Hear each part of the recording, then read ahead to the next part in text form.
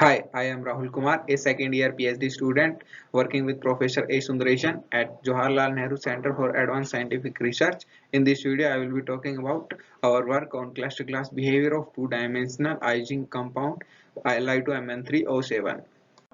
This is the overview of my talk. I will start with motivation, then I will introduce spin glass, then I will go through synthesis and magnetic characterization of the sample, then finally I will conclude my talk. Before going to motivation of this talk, I would like to answer why we study spin glass, why spin glass are so important for us. So I would like to introduce you a historical traveling salesman problem in which a salesman has to cover n number of cities in such a way that he should cover with at a least distance. So it turns out that a number of cities make a huge impact on the number of different possible routes which a salesman can use. For example, for 50 cities, there will be 3 into 10 to power 62 routes. And if you have a supercomputer which can calculate 1 billion, which can analyze 1 billion routes per second also, then also it will take 10 to power 46 years for us to optimize the solution. And for your reference, age of our universe is estimated to be 10 to power 10 years. So it is absurd, we can't solve this problem. But then what this problem has to do with spin glass? It turns out that spin glass also have large number of degenerate states which are analogous to this large number of possible routes. So if we can get idea about the origin of large number of degenerate states in spin glass, we can apply our knowledge to solve this traveling salesman problem, and also to its twin problems in real world, like airline scheduling, pattern recognition, circuit wiring, etc. Motivation for this study comes from the rich magnetic physics found by lithium manganese based oxides.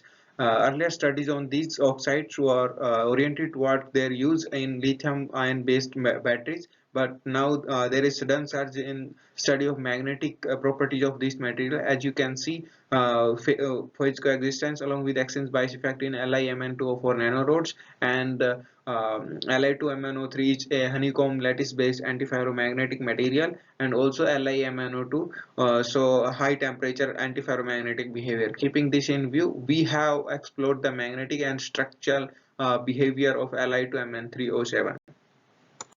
How can we get a spin glass state? There are two ingredients for getting spin glass state: disorder and frustration. But in this talk, I will be focused on frustration only. In real materials also, geometrical frustration can inhibit ordered configuration. Simplest example of this is triangular lattice having antiferromagnetic ordering. So in this case, all the exchange interaction cannot be satisfied simultaneously. So there will be degeneracy in the lattice, and hence it will be having a large number of degenerate states. Since my talk is based on the cluster glass state of a material, let's understand the difference between spin glass state and cluster glass state of a material. In case of spin glass material, fundamental unit which is responsible for the slow dynamics of the sample is atomic spin, but in case of cluster glass, the cluster of spins are responsible for the sluggish behavior of this material. Coming to the synthesis of the sample, we have used Sol-Gel presses to synthesize the pure sample. To confirm the phase purity of as prepared sample, we have done ritual refinement of XRD pattern, which comes out to be fitted very well with space group R3 bar M, and these are the fitting parameters. Most interesting part of this talk is the crystal structure of the compound. You can see that octahedra of lithium and manganese are stacked alternatively along the c-axis. If you consider only magnetic atoms, you can see magnetic ions are stacked in ABC manner along c-axis, and this is the top view of the triangular lattice.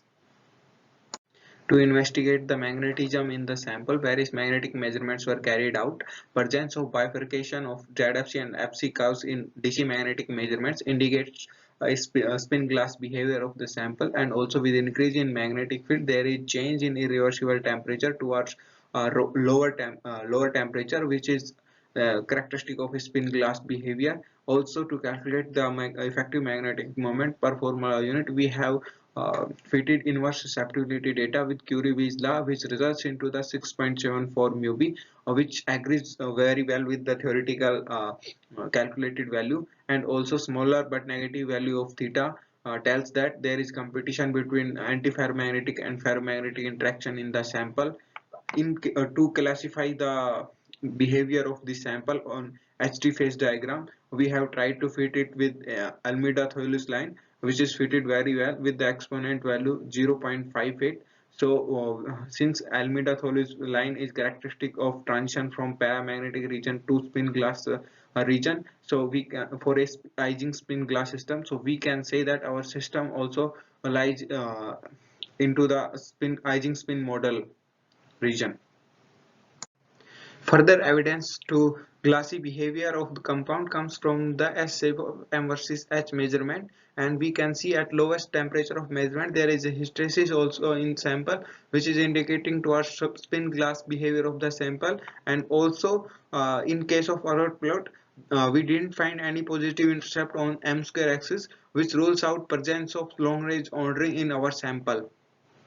Heat capacity measurement is also an important tool to probe long range ordering in any sample, but for our sample we didn't find any lambda kind anomaly in the heat capacity data, which infers that we don't have any long range ordering in the sample. Also, we have analyzed the low temperature data of heat capacity and tried to fit with conventional equation of gamma T plus beta TQ, but we didn't get a good fit. Uh, as soon as we added an extra magnetic turn having T to power 3 by 2 behavior, we got a nice fit. Since this extra term belongs to either ferromagnetic behavior or spin glass behavior of sample, but we have already ruled out the presence of long range ordering in our sample, so this term will indicates the spin glass behavior of our sample. Spin glass behavior in any compound can be confirmed conclusively with the help of AC susceptibility measurement. Here you can see that with increase in frequency, the peak is shifting towards higher temperature, which is clearly a sign of spin glass phase in the sample. And also we have used Maydos parameter to categorize this sample, and we find that the value of S Maydos parameter is 0.07, which falls into the typical range for a spin glass material. To classify the sluggish behavior of the compound, we have used different dynamic scaling methods, and first one is power law model, which tells about the time scale of dynamic fluctuation in the samples. On fitting, the parameters comes out to be 10 to power minus 8 seconds, which corresponds to the cluster glass system. To further confirm that, we have done fitting with Arrhenius law also, which should be fitted with weak system having weaker interactions, but we found that the fitting parameters are very unphysical. So we have tried another model, which is Vogler-Fulcher law, which considers interaction among relatively large magnetic entities, and we find the reasonable parameters. So we can say that our system falls into the cluster glass behavior. Glassy behavior in our sample is also supported by the presence of relaxation at different temperatures below freezing temperature of the sample.